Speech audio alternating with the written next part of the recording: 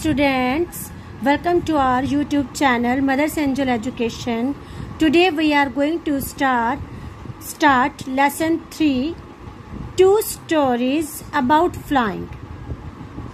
First, इसके two parts हैं. First part है his first flight. इसके जो author हैं वो हैं Liam O'Flaherty. Liam O'Flaherty. Since the earliest times, humans have dreamed of conquering the skies. पुराने टाइम में हर किसी का सपना होता था कि वो आसमान में उड़ान भरे, यानी कि हमें विजय प्राप्त करना. किसी भी हमारा जो भी होता है सपना कि हमें उसमें सक्सेस लेनी है. Here are two stories about flying. यहाँ पर दो स्टोरीज हैं फ्लाइंग के बारे में. A young seagull is afraid to fly. एक यंग सीगल जो एक छोटा सा होता है वो डरता है. सीगल एक समुद्री पक्षी को बोलते हैं. How does he conquer his fear? वो कैसे अपने डर पर विजय पाता है, अब हम लेसन में पढ़ेंगे. The young seagull was alone on his ledge. His two brothers and his sister had already flown away the day before. एक यंग सीगल बिल्कुल अकेला खड़ा है लेज पे. लेज का मीनिंग होता है a narrow horizontal shelf projecting from a wall or a cliff. ये एक पहाड़ के ऊपर किनारे का रास्ता होता है. एक पहाड़ी के ऊपर एक चट्टान मैं आपको अभी दिखाऊंगी. इसमें ये देखिए ये खड़ा है, इसको बोलते हैं लेज. ये सीगल है. His two brothers, उसके दो भाई और उसकी सिस्टर एक दिन पहले ही उड़ चुके थे. He had been afraid to fly with them. उसे डर लग रहा था उनके साथ उड़ने में. Somehow, when he had taken a little run forward to the brink of the ledge and attempted to flap his wings, he became afraid. जैसे ही वो बिल्कुल किनारे पर आया उड़ने के लिए, उसने अपने पंख फड़फड़ाए, उसको लगा कि वो गिर जाएगा. He became afraid, वो डर गया. The great expanse of sea, जब उसने विशाल समुद्र को देखा, stretched down beneath, उसके सामने बहुत ही विशाल समुद्र था, तो वो डर गया. And it was such a long way down, और बहुत लंबा रास्ता था. miles down, बहुत मीलों वाला रास्ता था. He felt certain that his wings would never support him. उसको लगा कि उसके जो विंग्स हैं उसको सपोर्ट नहीं करेंगे. So he bent his head and ran away back to the little hole under the ledge where he slept at night. तो उसने अपना जो सिर झुकाया, बेंट मतलब झुकाना, और वापस अपने लिटिल होल में चला गया जहाँ पर वो पूरी रात सोया था. Even when each of his brothers and his little sister, whose wings were far shorter than his own, जबकि उसके भाई, उसके ब्रदर और सिस्टर के विंग्स उससे छोटे थे, ran to the brink, flapped their wings, लेकिन वो उड़ने के लिए ran to the brink, flapped their wings, लेकिन वो उड़ना चाहते थे and flew away, और वो उड़ गए. He failed to muster up courage. उनमें साहस था, उनमें करेज थी. To take that plunge which appeared to him, लेकिन उसमें हिम्मत नहीं थी कि वो इस सागर में कूद पड़े. So desperate, इसलिए वो निराश था. His father and mother had come around calling to him shrilly. वो उसके मदर और फादर उसके पास आए, upbraiding him, उसको रिब्यूक कर रहे थे, उसको डांट रहे थे, थ्रेटनिंग, धमकी दे रहे थे. टू लेट हिम, कि तुम भी उड़ो, उड़ने की कोशिश करो. वो उसे धमकी दे रहे थे. To let him starve on his ledge unless he flew away, कि वो उड़े, नहीं तो वो भूखा ही खड़ा रहेगा अपनी लेज पर, यानी कि उस शिखा, यानी जो जिस चट्टान के पास वो खड़ा था, जिस रॉक पे वो खड़ा था, वो उधर ही खड़ा रहेगा. But for the life of him he could not move, लेकिन उसे लगा कि अगर वो उड़ेगा तो वो गिर जाएगा, वो नहीं संभाल पाएगा, वो वहां से नहीं हिला. That was 24 hours ago. ये 24 घंटे पहले की बात है. Since then nobody had come near him. इस बीच कोई भी उसके पास नहीं आया था. The day before, all day long, he had watched his parents flying about with his brothers. वो पूरा दिन देखता रहा उसके जो पेरेंट्स हैं उसके ब्रदर सिस्टर के साथ उड़ रहे थे. Perfecting them in the art of flight. वो उसके पेरेंट्स उसके भाइयों को और बहन को उड़ने की कला सिखा रहे थे. Art of flight. Teaching them how to skim, कि स्किम कैसे करना है, पानी के अंदर कैसे जाना है, समुद्रों की जो लहरें हैं उसमें कैसे skim, the waves, and how to dive for fish, और फिश पकड़ने के लिए कैसे डाइव लगानी है. He had in fact seen his older brother catch his first herring and devour it. उसने अपने भाई को देखा कि कैसे उसने अपनी फर्स्ट फिश पकड़ी और वो उसको कैसे खा रहा था. Standing on a rock, वो रोक के ऊपर खड़ा होकर उसे खा रहा था. While his parents circled around raising a proud cackle. और उसके जो पेरेंट्स हैं वो बड़े प्राउड फील कर रहे थे कि उसने अपना शिकार पकड़ा है. वो उसको चेयर अप कर रहे थे. अब कैकलिंग बर्ड की साउंड होती है, वो कैकल करके उसका हौसला बढ़ा रहे थे. And all the morning the whole family had walked about on the big plateau midway down the opposite cliff taunting him with his cowardice. और पूरा दिन उसके जो पेरेंट्स हैं उस प्लेट्यू के बीच में खड़े थे जो हिल के दूसरी साइड था, उसके ऊपर टॉन्टिंग करना यानी कि व्यंग करना, उसके ऊपर कमेंट कर रहे थे उसकी कायरता के कारण. कॉवर्डाइज होता है कायरता. The sun was now ascending the sky. अब जो सन था वो बिल्कुल चढ़ गया था यानी कि सूरज बिल्कुल आसमान में दिख रहा था. Blazing on his ledge that face the south. अब वो साउथ की तरफ उसका फेस था. He felt the heat because he had not eaten since the previous nightfall. क्योंकि उसे बहुत गर्मी लग रही थी और उसने रात से कुछ नहीं खाया था. He stepped slowly out to the brink of the ledge. वो धीरे से उसने अपना स्टेप बढ़ाया लेज के. ये देखो ये उसने अपना स्टेप बढ़ा रहा है. His ledge that faced the south, south की तरफ था. He felt the heat because he had not eaten since the previous nightfall. Sorry.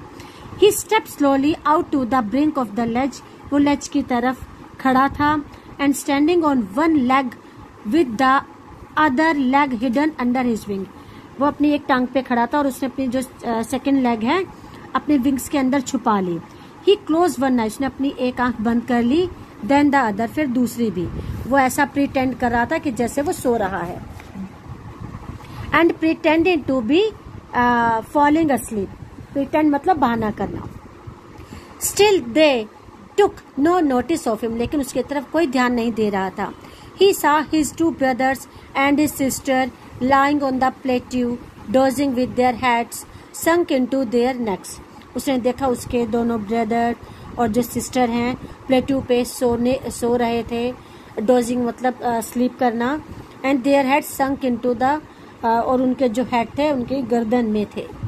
His father was preening the feathers on his white back. और उसके जो father था उनके feathers चमक रहे थे.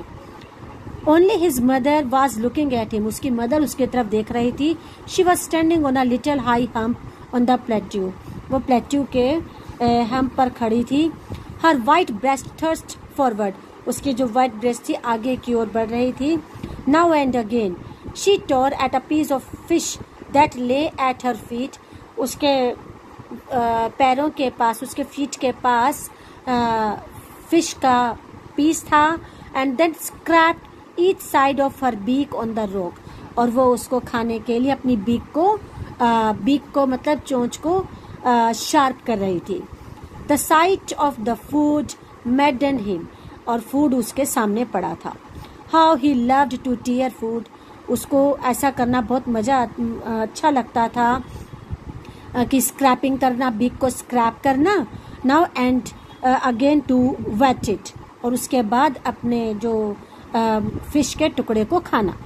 गा गा गा he cried begging her to bring him some food.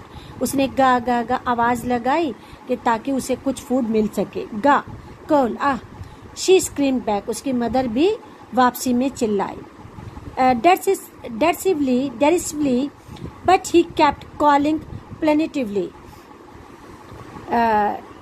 Derisively का मीनिंग होता है मैनर शोइंग समवन, कि वो उसे कह रहे हैं कि तू स्टूपिड है जो वहां पे खड़ा है, इसलिए वो उसको डांट रहे थे। And after a minute or so he uttered a joyful scream, लेकिन अगले ही क्षण जो सीगल था उसने एक खुशी सी आ गई उसके मन में। His mother had picked up a piece of the fish and was flying across to him. उसने देखा उसकी मदर ने वो फिश का पीस उठा लिया और उसकी तरफ बढ़ रही है। He leaned out eagerly. वो भी उत्सुकता से आगे बढ़ने लगा। Tapping the rock with his feet, trying to get nearer to her as she flew across. जब वो उसकी तरफ बढ़ रही थी तो उसने भी कोशिश की कि वो भी अपनी मदर के पास जाए, वो भी आगे बढ़ने की कोशिश कर रहा था। But when she was just opposite to him, लेकिन जब वो बिल्कुल उसके पास थी, शी हॉल्टेड, वो रुक गई। हर विंग्स मोशनलेस, उसके जो पंख थे बिल्कुल मोशनलेस हो गए। The piece of fish in her beak, जो फिश का जो पीस था उसकी बीक में था। Almost within reach of his beak, वो उसकी बीक में पहुंचाने ही वाली थी। He waited a moment in surprise, उसने एक क्षण इंतजार किया लेकिन surprise. Wondering why she did not come nearer, उसे हैरानी हुई कि मदर उसके पास क्यों नहीं आ रही है। And then maddened by hunger, क्योंकि उसको बहुत भूख लग रही थी। He dived at the fish, उसने फिश की तरफ छलांग लगा दी। विद अ लाउड स्क्रीम, वो चिल्लाया। He fell outwards and downwards, उसके पंख ऊपर की तरफ गए फिर नीचे की तरफ, इनटू स्पेस, वो हवा में उड़ने लगा। देन अ मोन्स्ट्रस टेरर, उसको अचानक एक भयानक भय यानी कि डर ने घेर लिया। Seized him and his heart stood still, और उसका दिल एकदम से बैठ गया। The next moment he felt his wings spread outwards, लेकिन अगले ही क्षण उसने देखा उसके जो विंग्स हैं वो ऊपर की तरफ हैं। The wind rushed against his breast, जो हवा थी उसकी ब्रेस्ट में यानी कि उसके पंखों में, छाती के पंखों में आ गई थी, breast feathers. Then under his stomach, फिर उसके पेट में गई। एंड अगेंस्ट हिज विंग्स, फिर दोबारा से हवा उसके पंखों में आई। He could feel the tips of his wings cutting through the air, उसको लगा कि उसके जो पंख हैं वो हवा को कट करने में सक्षम हो रहे हैं। ही वॉज नॉट फॉलिंग, वो गिरा नहीं। Headlong now, he was soaring gradually downwards and outwards, वो चिल्लाते हुए ऊपर और नीचे की तरफ उड़ने लगा। He was no longer afraid, अब उसे डर नहीं लग रहा था। He just felt a bit dizzy, लेकिन वो थोड़ा सा डिजी क्योंकि वो थका हुआ सा महसूस कर रहा था। Then he flapped her wings, फिर उसने पंख फड़फड़ाए वंस एंड ही सोड, और तेजी से चिल्लाया अपवर्ड, गा गा गा गा ga call. Oh, his mother swoop past him, उसकी मदर भी उसके पीछे आई। Her wings making a loud noise, उसके जो पंख थे बहुत तेज आवाज कर रहे थे। He answered her with another scream, और उसने भी उसकी मदर जब चिल्लाई थी तो उसने भी वैसे ही स्क्रीम से उसका आंसर दिया। Then his father flew over him, तब उसके पिता भी उसके पीछे दौड़े आए, स्क्रीमिंग, वो भी स्क्रीम करने लगे। He saw his two brothers, उसने देखा उसके दोनों ब्रदर और सिस्टर फ्लाइंग अराउंड हिम, वो भी उसके पास आ गए। Curving and banking and soaring and diving, वो भी कभी अंदर की तरफ जाते कभी ऊपर की तरफ, यानी कि वो उसका हौसला बढ़ाने के लिए आए थे। Then he completely forget that he had not always been able to fly, तो वो बिल्कुल भूल चुका था कि वो तो उड़ नहीं सकता था। And commanded himself to dive, और ना ही वो गोता लगा सकता, डाइव कर सकता था।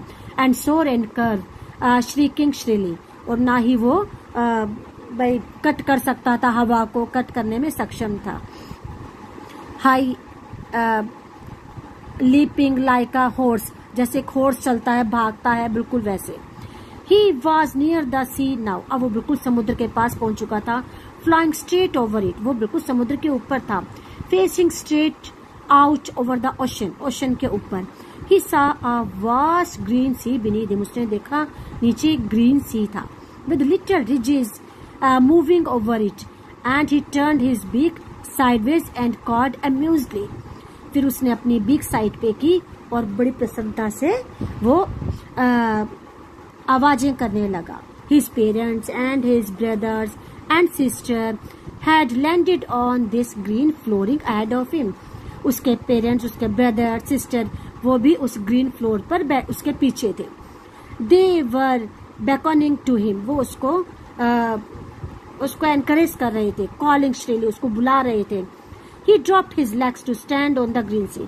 उसने अपनी जो लेग्स हैं ग्रीन सी में डाल दी। ये देखो, ये उसकी मदर आई थी वो लेके, फिश का टुकड़ा लेके, तो तब देखो।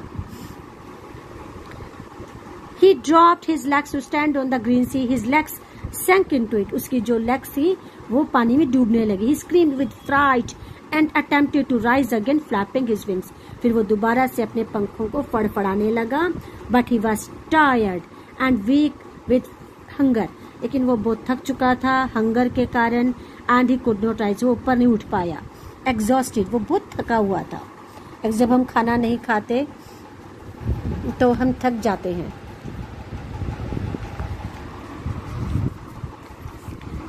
The strange exercise. वो इस एक्सरसाइज से भी थक चुका था। His feet sank into the green sea and then his belly touched it. फिर उसकी जो belly है वो उससे टकराई। And he sank no further. अब वो डूब नहीं रहा था बल्कि समुद्र के ऊपर तैर रहा था। He was floating on it. वो उसके ऊपर था। And around him his family, अपनी फैमिली के साथ था, was screaming, praising him. सब उसकी तारीफ कर रहे थे। praising मतलब तारीफ करना। And their beaks were offering him scraps of dogfish. और उनकी जो beaks थी वो उसको ऑफर कर रही थी कि ये फिश भाई कुछ खा लो। He had made his first flight. अब उसने अपनी पहली उड़ान भर ली थी और अपने डर पर विजय पा ली थी। conquer his fear. तो इस तरीके से देखा, जब भी हम कुछ नई चीज स्टार्ट करते हैं हमें डर लगता है। जब हम साइकिल चलाते हैं तो गिरते तो जरूर हैं। ये थोड़ी कि गिरने के डर से हम साइकिल नहीं चलाएंगे, गिरते तो हैं, लेकिन उसके बाद हम उसमें सक्सेस भी पा लेते हैं, सफल भी हो जाते हैं। आपका ये लेसन कंप्लीट हो गया बेटा। Thank you, have a nice day. जब आपके 3 लेसन हो जाएंगे मैं आपको लर्निंग के लिए दूंगी। आप अपना काम कंप्लीट कर लीजिए क्योंकि लर्निंग भी जरूरी है आपके लिए। Thank you, have a